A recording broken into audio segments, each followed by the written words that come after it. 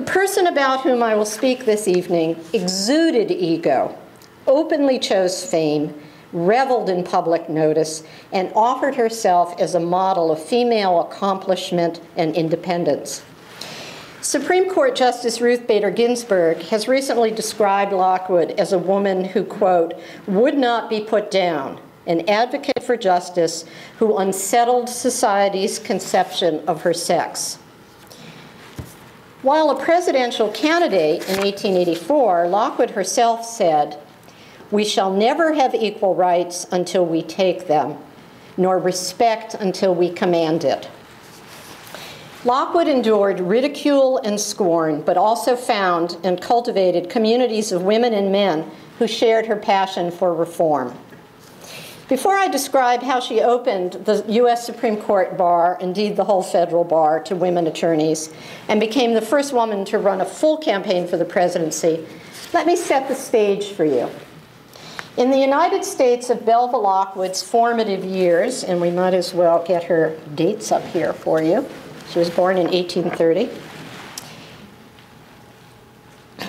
In these formative years, so we're talking the 1840s and early 50s, women were not permitted to vote anywhere in the United States. In most states, women were not permitted control over the use of their wages or their property. A husband could, for example, drink away his wife's earnings, her wages, or mortgage land she had inherited from her family completely without her consent.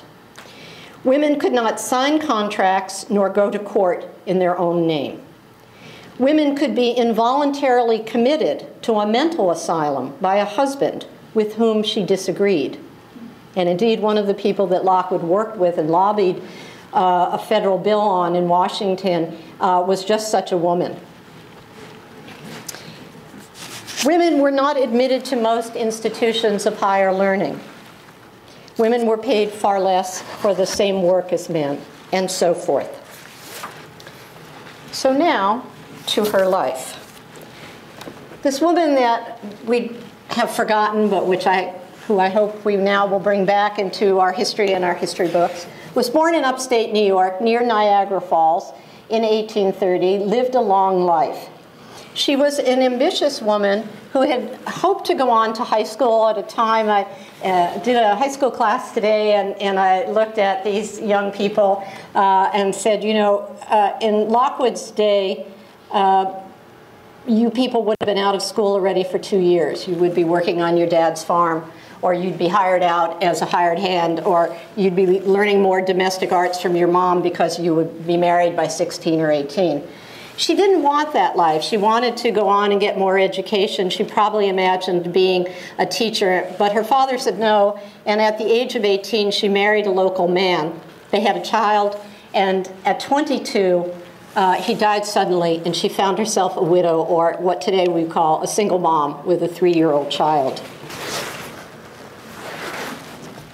She was despondent, discouraged, but not beaten down. And after probably a half a year or more of really not knowing how she would handle being a young widow, she made the decision to take the few resources she had, go back to high school, with the hope of going to college. That was her plan, and she executed it. And so by the mid-1850s, she had completed college at a Methodist school, which was perhaps the second in the United States to admit women, Oberlin College being the first here in the Midwest. She did this with the help of her mother, who agreed to take her child. And when she finished college, she got a job in Lockport. Some of you may know it, what was then a very big, bustling city on the Erie Canal in upstate New York. She taught, but was restless. And at the end of the Civil War, feeling apparently the energy of the nation's capital, and also having had a lifelong dream of a life in politics and a life of an attorney, she took herself to Washington. Now we have to think for a moment what an utterly radical and perhaps insane thing that was. There were no women in politics. Women couldn't vote. We're now talking 1866. I'm showing you a picture of just a little bit before she goes to Washington. A dusty, muddy, unformed city, not the Washington that we know today. So she goes there. Women aren't voting. Women aren't in politics. There's not a single woman attorney in all of the United States. And yet she has these dreams. And she's informed in her dreams by this general sort of air of equality that has come up in the United States in some large measure as a result of the Civil War.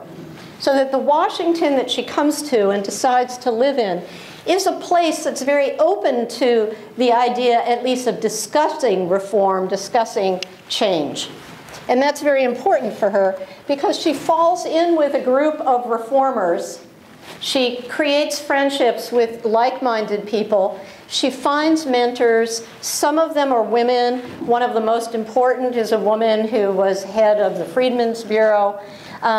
She cultivates the friendship and a kind of student-teacher relationship with men who know politics in Washington, the beginning of a lifelong ability on her part to work with men.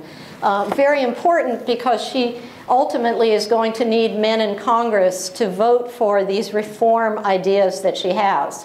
They couldn't be carried out without the men. So being brusque and hostile to men would get you nowhere. In 1868, she marries. She's a little bit humorous about this in a letter when she does so, because by this time she's 37 and the gentleman is in his 60s. He's a dentist and a lay Baptist minister. And from everything that we've been able to learn about him, he's supportive of this rather unusual woman with these dreams that seem to have come out of nowhere. They have a child who, as a toddler, dies most probably of typhoid fever. She gets very involved as a lobbyist, which is very interesting. Teaches herself a lot about politics as part of her cultivation of herself as someone who's going to become a leader. And she makes the decision that she's going to become an attorney. Now again, remember, when she makes the decision, there is still not a single woman attorney in the United States. She starts going around to the leaders of some of the law schools in Washington. These are small schools that existed, asking whether they would consider taking this big step of admitting women. And they all say no. And for 2 years, she's turned down. In the Midwest, which is a leader in bringing women into law, there are, in fact, a few places where women are being admitted to law schools, to these young new law schools, such as in Iowa. And finally, in 1871, she finds a law school in Washington, a new one with sort of tangential connections to the national government, that agrees to admit her and a handful of women. And this is a school called the National University, which eventually is folded into what today you and I know of as George Washington Law School in Washington. Lockwood and these women take classes. The young men aren't very happy about it. They basically say, separate the women out. We don't want to be with them. Lockwood thought that was pretty funny. By this time, you know, she's a 40-odd-year-old woman, a bit stout, and she says, oh, you know, are these men going to be distracted by me? You know?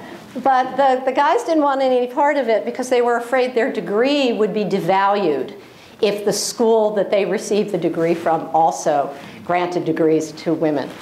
So when it comes time for her and the other woman who stayed the course in the program to get their diplomas, they're turned down. They are not granted their degrees, which means they are not admitted to the local DC bar, which of course means they can't have a good legal practice.